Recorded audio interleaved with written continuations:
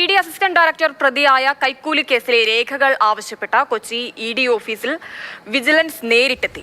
കൊല്ലത്തെ കശുവണ്ടി വ്യവസായിക്കെതിരായ E D കേസുകളുടെ രേഖകളാണ് വിജിലൻസ് ആവശ്യപ്പെട്ടത്. ബിനിൽ വിവരങ്ങളുമായിട്ട്. ബിനിൽ, എന്തൊക്കെ രേഖകളാണ് ഇ ഡി തേടുന്നത്? നേരത്തെ ഈ അനീഷ് അദ്ദേഹത്തോട് നേരിട്ട് ഹാജരാകാൻ പറഞ്ഞിട്ട് ഇ ഡിയുടെ മുമ്പിൽ ഹാജരായില്ല തുടങ്ങിയ വാർത്തകളൊക്കെ ഉണ്ടായിരുന്നു. എങ്ങനെയാണ് ഈ അന്വേഷണങ്ങൾ മുന്നോട്ട് പോകുന്നത്?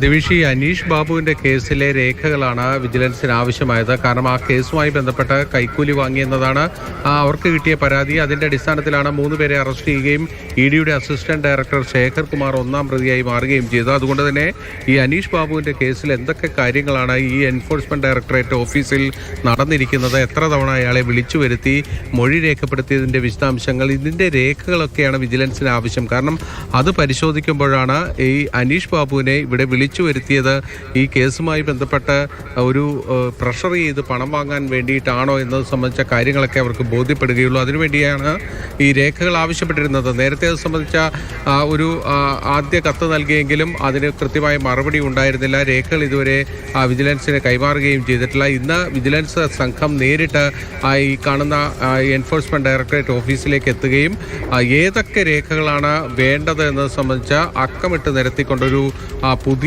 നോട്ടീസ് കൈമാറുകയുമാണ് ചെയ്തിരിക്കുന്നത്.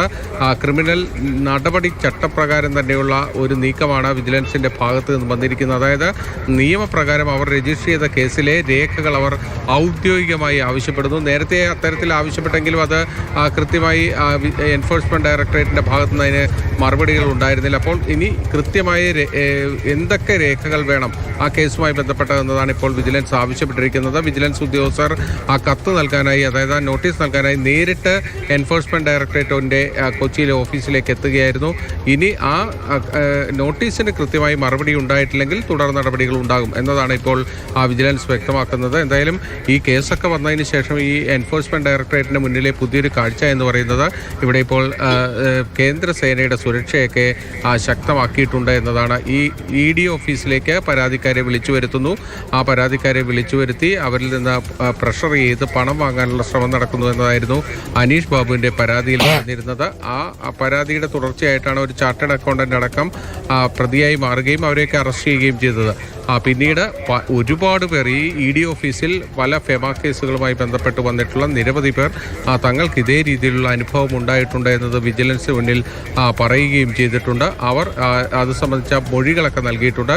പക്ഷേ അതൊന്നും കേസിലേക്ക് മാറിയിട്ടില്ല എന്ന് മാത്രമേ ഉള്ളൂ. പക്ഷേ ഈ എൻഫോഴ്സ്മെന്റ് ഡയറക്ടറേറ്റ് ഓഫീസുമായി ബന്ധപ്പെട്ട നിരവധി പരാതികളാണ് ഇപ്പോൾ ആരോപണങ്ങളാണ് വിജിലൻസിന് മുന്നിലേക്ക് എത്തിയിരിക്കുന്നത്. അതെല്ലാം തന്നെ വിജിലൻസ് അന്വേഷിച്ചുകൊണ്ടിരിക്കുകയാണ്. അതിനിടയിലാണ് എൻഫോഴ്സ്മെന്റ് ഡയറക്ടറേറ്റിന്റെ കൊച്ചി ഓഫീസിലേക്ക് വിജിലൻസ് സംഘം നേരിട്ട് പരാതിയിലാണ് കൂടുതൽ വിവരങ്ങൾ തേടി വിജിലൻസ് സംഘം തന്നെ നേരിട്ട് എത്തുന്നത്. അതിന്റെ വിശദാംശങ്ങളാണ് ബിനിൽ നൽകിയത്.